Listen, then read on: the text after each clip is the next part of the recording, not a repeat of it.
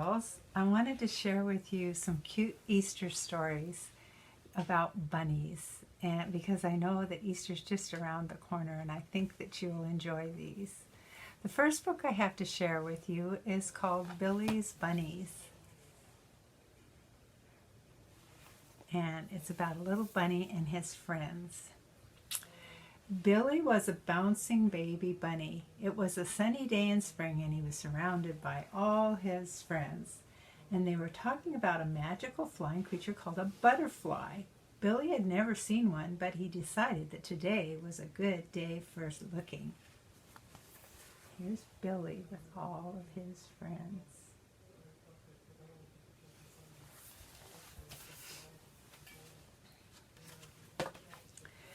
"Have you seen any butterflies today?" Billy asked his friend Molly Mouse. "No," said Molly, "but there might be one looking in the flowers. Let's look." Here's Billy, and we're going to look in the flowers. Oh, no, it was just a buzzy bee.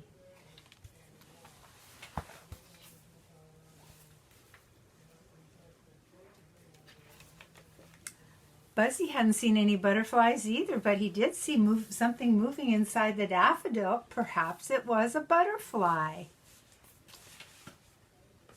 Perhaps. Let's look and see.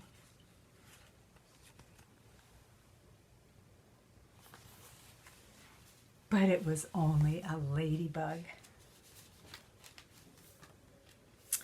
The ladybug told Billy to look under the old bucket. There was bound to be something hiding there.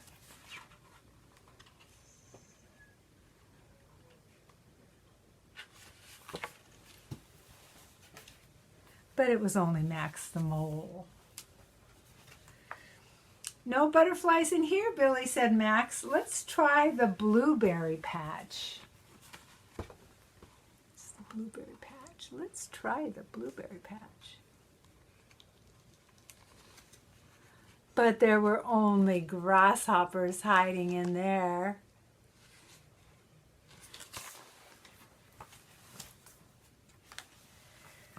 Grasshoppers are nice, thought Billy, but not as nice as butterflies. So he looked under a water lily to see if there was a butterfly hiding there.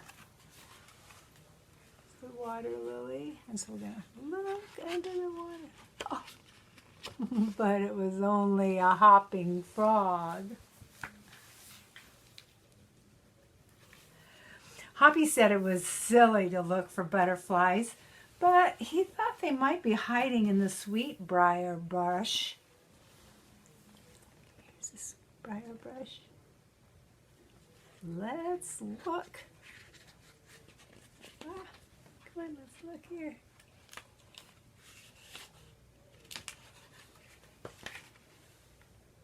But there were only some birds in the bush. Perhaps I'll never find a butterfly, thought Billy, sadly, as he sat down on his favorite tree stump. Soon he'd fallen fast asleep. And then he woke up to something tickling on his nose.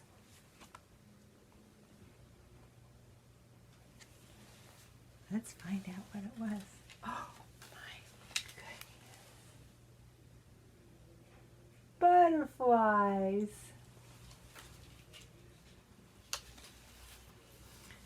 And this is a pop-up book called Billy Bunny. I have another favorite book I'll get for you right now. And this book is called Tops and Bottoms. And it's by Janet Stevens, and she also drew the pictures.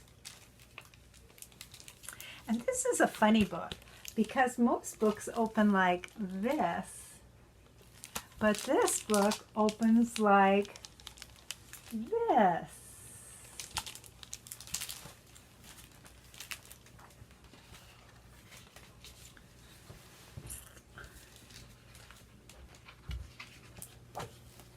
Okay, I'm off. Okay. Tops and bottoms.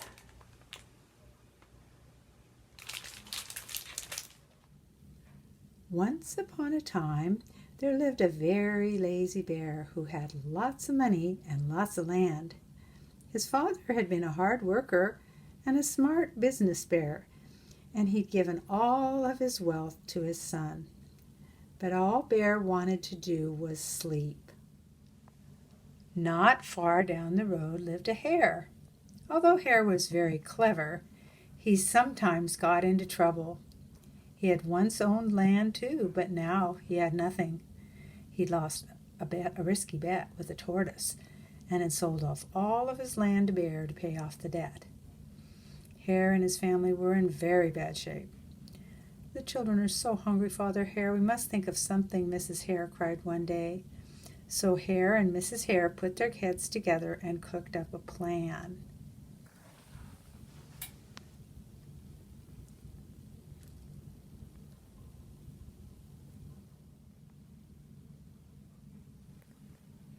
The next day, Hare hopped down the road to Bear's house, and Bear, of course, was asleep. "Hello, Bear. Wake up. It's your neighbor Hare, and I have an idea." Well, Bear opened one eye and grunted. "We can be business partners," Hare said. "All we need is a field right here in front of your house. I'll do all the hard work planting and harvesting, and we can split the profit right down the middle. Yes, sir, Bear, we're in this together. I'll work, and you can sleep." "Huh?" said Bear. "So what it'll be," said Bear. "The top half or the bottom half? It's up to you, tops or bottoms." Let's see," said Bear with a yawn. "I'll take the top half, Hare, right tops." And Hare smiled and said, "It's a done deal." So Bear went back to sleep, and Hare and his family went to work. Hare planted, Mrs. Hare watered, and everyone weeded.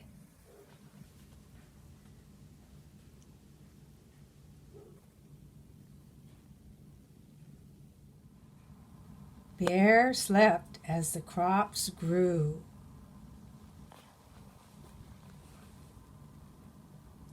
When it was time for harvest, Hare called up, "Wake up, Bear. You get the tops, and I get the bottoms."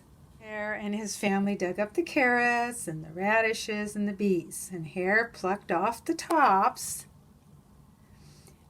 and put them in a pile for Bear, and put the bottoms for himself. Bear stared at his pile. "But Hare, all the best parts are in your half." "Well, you chose the tops, Bear," Hare said. "Now, Hare, you've tricked me again. Plant this field again this season, and I want the bottoms." And Hare agreed and said, "It's a done deal, Bear." So Bear went back to sleep, and Hare and his family went to work, and they planted, and they watered, and they weeded.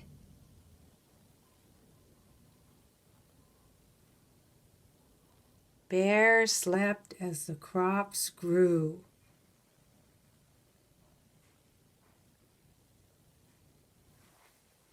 When it was time for the harvest, Hare called out, "Wake up, Bear. You get the bottoms, and I'll get the tops." Hare and his family gathered up the lettuce and the broccoli and the celery, and Hare pulled off the bottoms for Bear and put the tops in his own pile.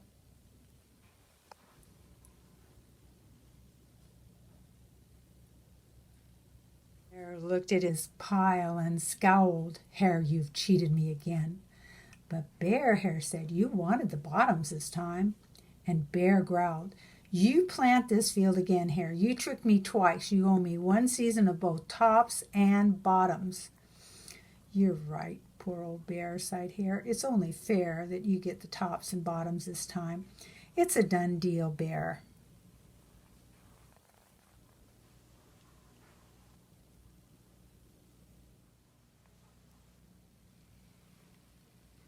So Bear went back to sleep, and Hare and his family went to work. They planted and watered and weeded, and then watered and weeded some more.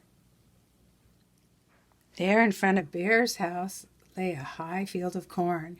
Hare and his family yanked up every cornstalk. Hare tugged off the roots at the bottom and the tassels at the top and put them in a pile for Bear. And then he carefully collected the corn in the middle and he put it in his own pile. Bear rubbed his eyes. See, Bear? You get the tops and the bottoms, and I get the middles. Yes, sir, it's a done deal. By now, Bear was wide awake. That's it, Hare, he hollered. From now on, I'm going to plant my own crops, take the tops, the bottoms, and the middle. And Hare and his family scooped up the corn and hopped down the road toward his home. Bear never slept. Through a season of planting and harvesting, Hare bought back his land with the profit from the crops, and he and Mrs. Hare opened a vegetable stand. And although Hare and Bear lived happily as neighbors, they never became business partners again. And at the library, we're going to have some seeds for you coming soon where you could try to plant a garden. So, happy Easter! Bye for now.